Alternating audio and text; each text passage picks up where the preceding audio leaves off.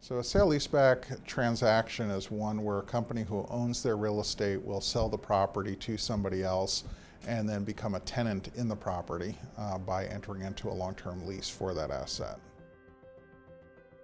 In a sale-leaseback transaction, ultimately the owner of the real estate becomes a tenant in the property and receives cash equal to the value of the property. I think that in the simplest form, a sale-leaseback is a way for a company to monetize and unlock the equity that they have tied up in their real estate and redeploy that into another investment or another vehicle that has a higher return on investment. We don't restrict our sellers in how they want to deploy that capital.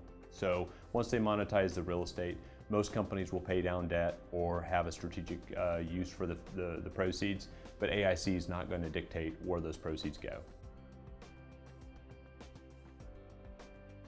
In general, people's perceptions of sale-leasebacks are mostly positive, but there are still some people out there who view it as something that's only done as a last resort or when the company's in trouble. And that's simply not the case. Really, if you look at companies in America, some of the biggest, most successful, well-known companies lease their property and have done sale-leasebacks and continue to do sale-leasebacks as they build new facilities or as they pick up real estate when they acquire other companies. So it's very commonly done because they're not in the real estate business. These transactions can be very helpful for restructuring the balance sheet of a business to take an asset and oftentimes a liability associated with a mortgage on a property off of their balance sheet to greatly simplify that and substitute instead a big pile of cash. And in a sale-leaseback transaction, you have an opportunity to get the full value for the property.